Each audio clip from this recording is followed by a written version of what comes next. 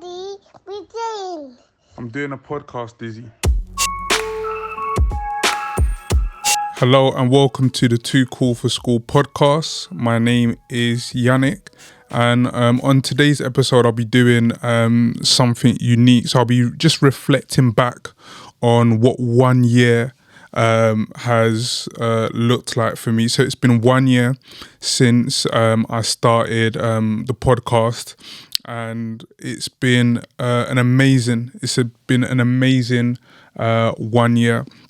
And I've had so many amazing guests that have, come on and have offered, so many, unique experiences, which has just been, amazing.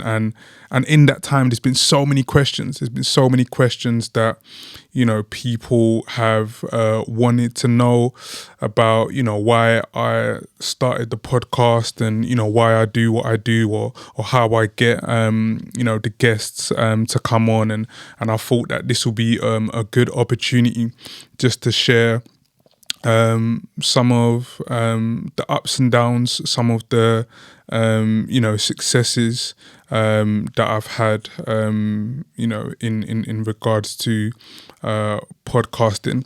So just to kick us off, so in terms of why I started, I think one of the key things that I really wanted to focus on was having a platform where people from our community will engage and be involved in like important conversations, especially around education. Education is something that is important to me. It's an area that I've been working in for a long time, and I'm very passionate about. And I wanted to have these conversations with my peers, with my colleagues, with my friends and my family, and the mandem around these key areas. And I guess the long term goal for me is to be able to have a platform where people in the Department of Education, or people who are sort of senior in government, when they want to know something, or when they want to know like what our community thinks about a decision that they want to make in regards to education, that they're looking at my platform and they're saying, actually, we want Yannick to run a poll, or we want Yannick to do this specific podcast session, or we want Yannick to engage his community or run a survey or whatever else. I want them to see the community that I'm creating, and them saying to themselves, actually, this is a community that engages with important conversations around education. So that's essentially my why in terms of starting it. And in terms of like deciding the guests, like it's so difficult, because like when I first started and I did episode 1, so I never did episode 1 in the studio. I think my first 2 or 3 episodes that I did was in another studio in Bolt, and the studio was good. The studio was amazing, but it was just expensive. It was just expensive to record there. The editing was expensive, and it's something that I wasn't able to sustain alone, like through my own income. Like it wasn't, it just didn't make sense to do something like that. So then I found this studio where I'm in now. They were based somewhere else before, and I've literally just stuck with them ever since. And yeah, so going back to my point in terms of like deciding guests, like when I first started, I was just going not necessarily of vibes, but people within my circle and people within my network who I knew like worked in education in some capacity. So whether, you know, they worked at CAMS and, you know, worked within schools, or whether they worked at pupil referral units. My first episode was with two former teachers, and they was talking about like their experience of leaving school, and I always say that for me, like my first episode like is and always will be my most important episode, because that is the one that sort of opened the doors for me. Okay, I'm doing this now. You know, I'm doing this now. And, you know, to be able to be here, you know, 1 year on, having done 20 or having released 20 plus episodes with many more, you know, episodes in the pipeline to come, I think it's a real testament of like having that faith and really stepping out. So you know, that's that. And another thing as well in terms of like deciding the episodes is sometimes I just think about themes. I think about themes in relation to like education, and I think, okay, like how can I connect these themes with, you know, what I want to talk about, or what themes that link to education, you know, are important, whether it's, you know, looking at the impact of like, you know, menstrual cycles on girls in school, or looking at the impact of like students with sickle cell, or mental health and whatever else. So it is always varied. Sometimes it could be that I'm bringing guests who are sort of influential in the field of education, or sometimes I bring a theme and invite guests on to talk about their experiences, as I did with like my episode around adultification, where I had Aziz and Grace both come and give like their experience of adultification and what it means to them. So that's how I decide in terms of my guest, and in terms of like the questioning as well. Like a lot of research goes into it, and I think that's something that people don't really see sometimes, is the amount of work, the amount of effort, the amount of research that, you know, I put into this. Like when I'm online, or when I'm looking at a theme, or when I'm looking at a guest, like if they've done a blog, I'm reading a blog. If they've done a previous podcast episode, I'm listening to it.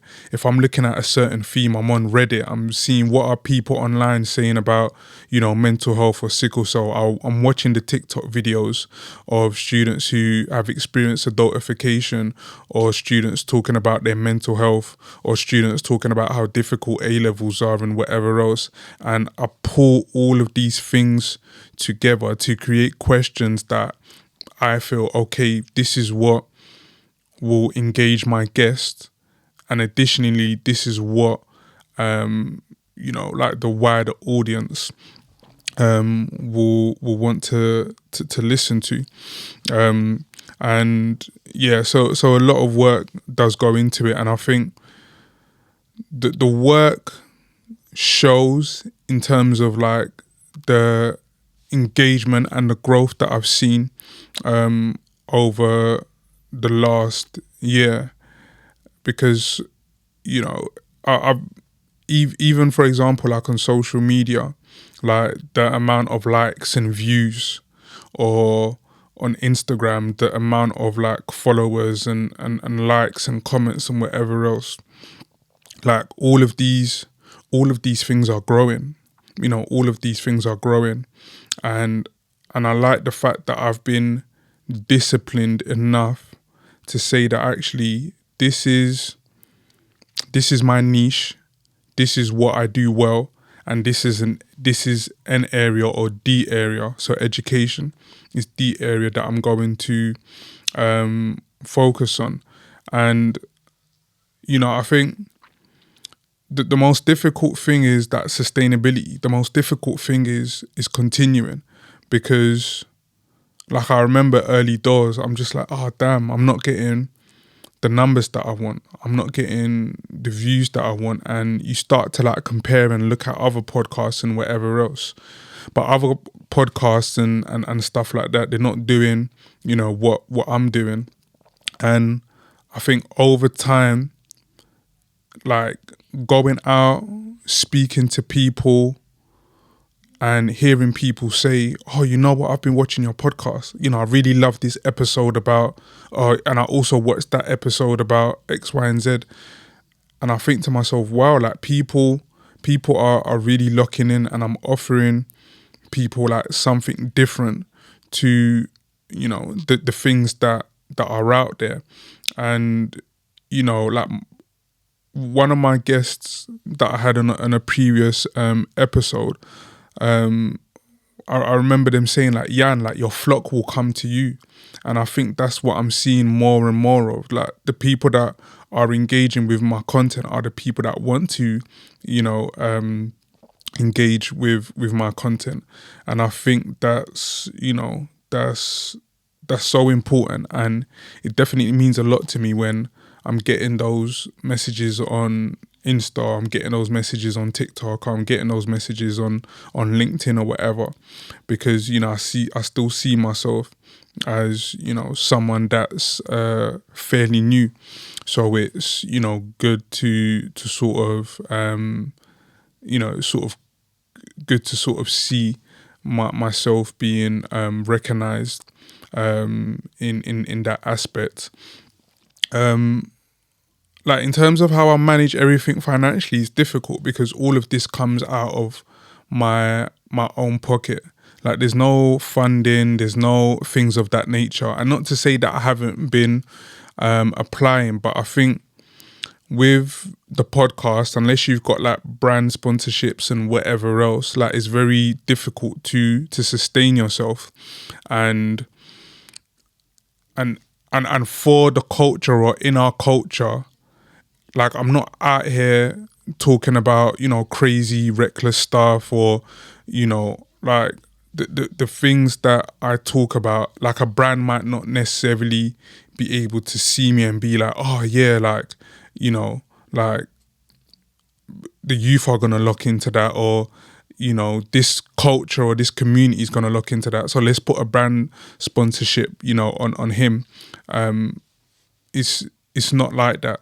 So there are other avenues that I'm exploring, and I think this has shown me that I've had to be very intentional with sort of going outside of the box and thinking, actually, where can I collaborate? You know, where can I collaborate?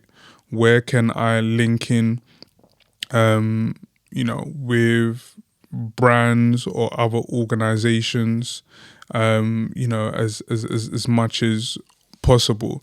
And I think a testament of that is in September, I'm doing a live podcast. I'm doing a live podcast in collaboration with Autograph, which is a museum gallery in Shoreditch, and the live podcast is looking at like intergenerational perspectives. So the discussion or the talk that I'm going to be having is around that perspective of you know, mum coming to the UK as an immigrant, raising myself, you know, her son, to sort of navigate this UK education system, you know, which is an unknown to her, which is alien to her, having to come here, having to navigate that system, and, you know, the difficulties and the challenges that she found around that. And then me, this young man who has grown up not only studying in the system, but growing up to be an educator, growing up to, you know, to do like a master's degree and become a consultant and still work in education in, you know, a significant capacity. And looking at my relationship, another generational shift is now looking at my relationship with like a former student, and the student giving their perspective of, you know, how it was to be, you know, led by me as a head of year, and the things that they learned from me in terms of like identity, belonging, education. So looking at that sort of threefold intergenerational perspective of my mum, myself, and my student, and that's something that I've done in collaboration with Autograph. So I'll be sharing more details about that all over my social media. But yeah, that as well is another thing of what can I do to collaborate? What can I do to sort of get myself out there more, and being very, very intentional. So we keep pushing, we keep going. I've got so many amazing episodes still to come. We've got so many amazing guests, still hoping to reach out to. So I'm definitely looking forward to that. And I think as well, for me, I don't know what the future holds, but this is something that I'm 100%, 100% passionate about, and I see this being a sort of long-term thing that that I move forward with, for sure. Sort of reflecting back, what's been my most favorite episode? I would say my most favorite episode was either episode 6, Father Figures, or episode 21, St. Bonds. I would say episode 6, Father Figures, because that's the first time I did an episode and I was laughing. Like the boys just made me laugh, man. Like their experiences and talking about, fatherhood and its impact on education. And I found myself letting my hair down. I found myself being more comfortable. Whereas when I was doing the earlier episodes, I felt that, I was given like corporate vibes and trying to be, very on point. And that episode just relaxed me. And I'll say episode 21, St. Bonds, because to be honest with you, I always wanted to do an episode like reflecting on my experiences of school. But then I was also conscious of the fact that, like, we're from the hood, we're from the hood. We may not be, there now, but we're from the hood. And I didn't know how I was going to navigate those conversations with my boys. And I also didn't want to constrain them. And I also didn't want them to feel like they couldn't be themselves, because like this is a free platform. This is my platform, and I encourage everyone to be themselves.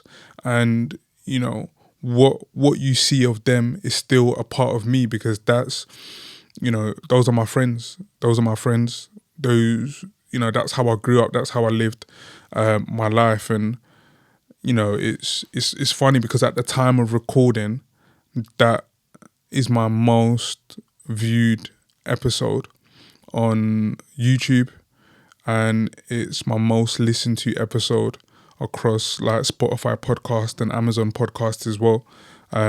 So I would say like those two episodes have been like my best episodes.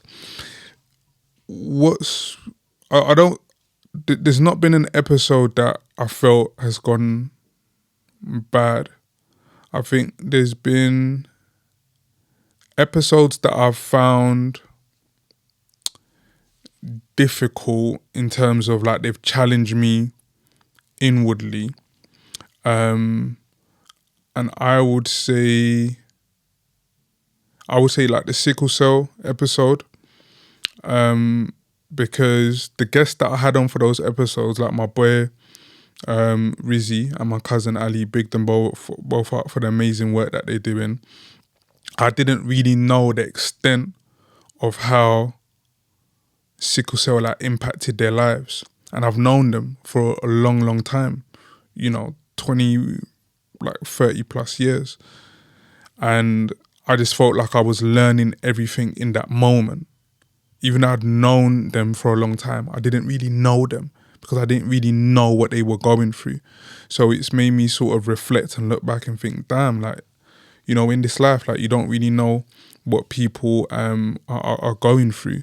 So now I see them. Like, now I see them when I message and it's like a day or two and I don't get a response, I know, okay, they might be having a crisis, or they might be in hospital, or they might be recovering from, a transfusion. Like, I see them. So I think that's an episode that's really, challenged me,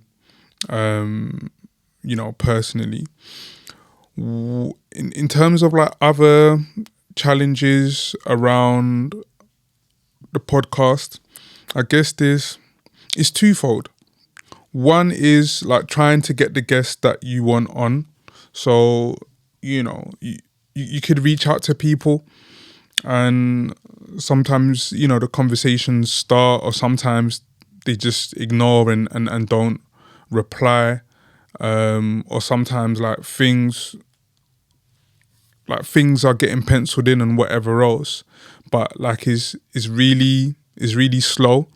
So it makes me think, oh, like, does this person want to work with me or not?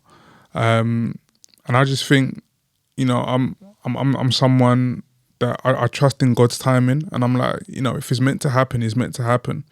And I don't really want to be chasing people to the point where like I'm down, like I'm going down your throat type thing. So like that's a challenge. But I think I'm blessed in the sense where I've been able to get the people that I've wanted to get. And every episode that's been shared has been, an amazing episode. And I think all the guests that I've had on, honestly, so lucky for me, have been amazing guests. And I'll say another challenge as well is people getting in touch with me, wanting to do an episode, but not really knowing what I stand for, but just wanting to talk and wanting to be on a platform because maybe they've seen the friends beyond the episode, or maybe they've seen, a crazy amount of views on social media or whatever else. And it's like, oh, yeah, like I want to do an episode with you. But sometimes I think, like, okay, what's the episode? Like, you're not bringing nothing to the table. You just want to do an episode on the back of something that you've seen. Some people aren't even following me. They just come into the DMs and this is what, they want. So that's been difficult as well. But I just find myself just politely saying, like, no, like, that's not an option for me right now. And what's another challenge that I found? I think another challenge that I found as well is like people believing in, what I do. And I guess across the board, not just for me, but for many people who have like their own projects and have set up their own things. It's like, how do we get people to believe in what you do? And is it even important for people to believe in what you do? I don't know. I remember a conversation that I had with someone when I first started. And I was like, oh, my podcast, this is my idea, blah, blah, blah. I might have been 1 or 2 episodes in. And the person said, nah, man, it's not going to work. It's not going to work. People are not really going to vibe with what you want. You should they said like, oh, you should try to get a celebrity on. You should try to get someone that's known in the culture to come and talk about their experience of education. And then for me, I was like, cool, thank you for not having faith and not believing in me, because that was even fuel for me. But then it really ignited that passion for me to really amplify the voices that I've had on. Like, I want to hear about this. I want to hear from the sickle cell advocates. I want to hear from Irene and her experience of social work. I want to hear from, Joy, who has done so much in terms of like advocacy for education. I want to hear from my students to talk about their experience of A-levels. Sorry, but I right now I don't want to hear what the celebrity's got to say about, because then it becomes about the person rather than their experience. Does that make sense? And I think that's one of the telling things about the platform as well, because people want to hear about their experiences. And when I get voices here and I amplify those voices, like the reach is amazing. And I'll give the example of an episode that I did with around the educational psychologist with Dr. Shyla Barkley and Dr. Jason as well, educational psychologist. Like, they don't have, or I didn't like invite or collaborate with them like initially on like social media. I wasn't putting their ads on social media, etc. But at the time, like, their episode was like my second most viewed, because people just wanting to engage with the content, to the point where the AEP, which is the Association of Educational Psychologists, got in touch with me, or I got in touch with them actually, was having a back and forth conversation, and they really liked the episode, and they said, yeah, can we share it with everyone, on our newsletters. And the AEP, for those who know, is like the association that you apply to become an educational psychologist through. And like an additional example, like if you go on, I think, like both on, definitely on my Instagram, but even on TikTok as well, like the clips that I've gotten around like my A-level episode with like my former students, like those are my most watched clips, and I've not really even added them, but it's about the voice. People see the voice and the voice gets amplified. It's not people seeing, oh, like who's this celebrity, or who's this person, or you got this person. No, it's not about that.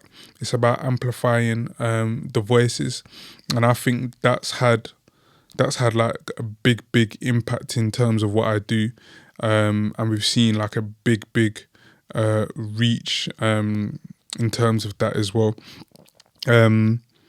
So like a lot of people ask as well, like whether this is something that I do full time. No, this is not something that I do full time. I work full time as education consultant. So I work for a local authority in East London, and the work that I do is around reducing school exclusions in the borough. So offering like SMH support for schools, senior leadership teams, and working to support them to reintegrate any sort of complex students or any students that are at risk of exclusion, sort of making sure that they don't get excluded. And, we really do some intense, tailored support. Again, whether it's with class teachers, whether it's offering training, whether it's doing observations and sending out recommendations to school of, you need to do the X, Y, and Z. Let's review it in a couple of weeks and just monitor the progress. And, in rare cases, it could involve like, direct like one-to-one work with the child before, we sort of close the case. but yeah, that's what I do in terms of full-time work, and this is something that I do outside, and it meshes, it meshes really good with the podcast, because of a lot of these things link. And I think one of the things that I'm very appreciative of is, even within the council that I work, like colleagues and people within the council, like they know about like the podcast, like they watch it, they talk to me about, episodes, like we have those, discussions. Like there was one school I walked into, and I remember like the receptionist was like, "Oh, like your face looks familiar. Oh, like you do a podcast thing." And I was like, "Oh yeah, I do a podcast." And I remember speaking to like another primary school teacher, and they was talking about an episode, and talking about like the relationship between like parent and child, and the trauma that the parent sometimes has, like puts on the child as a result of their own trauma when they went to school. And the head teacher was like, "Oh yeah, I've referenced that in a meeting with a parent, from watching your episode." And I was like, "Wow, like it's really making an impact." So it's been amazing in terms of like the impact, in terms of the reach that it's done. That's been amazing. I know a lot of people have asked me as well about like the intro. So you hear the daddy, what are you doing? Then I say, "Oh, I'm doing a podcast, Dizzy." So yeah, like that intro was like when I first started the pod, I think my son was a year and a bit. And that's literally what he would ask me every day. Like every day, every second. Like, "Daddy, what you doing? Daddy, what you doing?" And me having the creative mind that I'm doing, mindset that I have. I remember, I think I must have been on the phone to him just as I was going into a podcast, and he asked like, "Daddy, what you doing?" And I said, "Oh, I'm doing a podcast, Dizzy." And I was like, boom, that's my intro. So that's how I literally got the intro. And also I'm conscious of like little things that I notice like people within society and people within the world do. Like for example, like, rappers like DJ Khaled and I know, Drake and stuff have done it as well, where they make like their kids executive producers. And as a result of that, they get royalties and whatever else. And I've always been of the mindset that wherever the trajectory of like the podcast goes, like that's always going to be something that's on my mindset. So if someone says, "Oh, you know what, we love this podcast that you're doing, like we want to sign you, or we want to do this, or we want to do that," I'm going to have to say, "Listen, like my son does the intro, like you need to put something on the table for him, like as part of that. Like he contributes to that every episode." Like that's one of the main constant of the podcast, is that I'm the host and my son does the intro.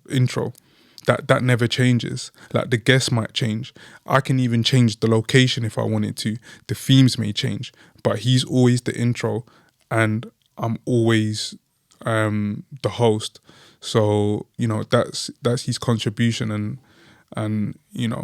some way down the line, if things pick up, then that's going to be, something that I hope, is reflected when we start talking about, those big boy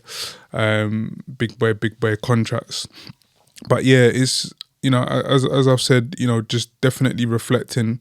It's been an amazing year. I just thank God for like my family. I thank God for my family.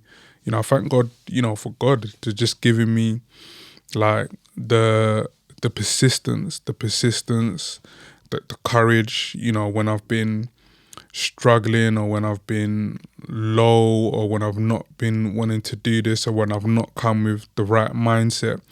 It's just given me this platform that has opened so many doors for me, so many invaluable connections, and it's not something that I take for granted, by any means. It's not something that I take for granted, by any means. And I know for sure the next year, like, if you guys thought, oh, you know what, he's had some amazing episodes, and he's had some amazing guests, and they've done some amazing topics, etc. If you think like this period was good, then you guys need to watch out for what the next year will look like, because the next year is going to be bigger. The next year is going to be better, and we're just going to keep going from strength to strength. So yeah, I think the last thing before I sort of finish off, I always love engaging my community, this community that I have, the people that watch the podcast, to to think about actually what episodes or what guests they would like me to sort of feature on the podcast. So if there are any particular themes, or if there are any particular guests that you feel would be amazing to have on the show, please let me know. I'm gonna do a little bit where you can comment underneath the video, just in the comment section, drop a line, who would you like to see on the podcast, what stories, what discussions, what themes, what things would you like to hear. And a big thank you to you guys, a big thank you to you guys, a big thank you to my support system, my audience, my community, for the loyalty, for the support, for the love. It's been amazing, and I'm hoping to share more amazing journeys with you guys. So thank you. That has been year 1 of the Too Cool for School podcast. And as always, if you enjoy the podcast, if you like to find out more, if you like to engage with us more, subscribe to our YouTube channel and follow us on all social media platforms. Thank you.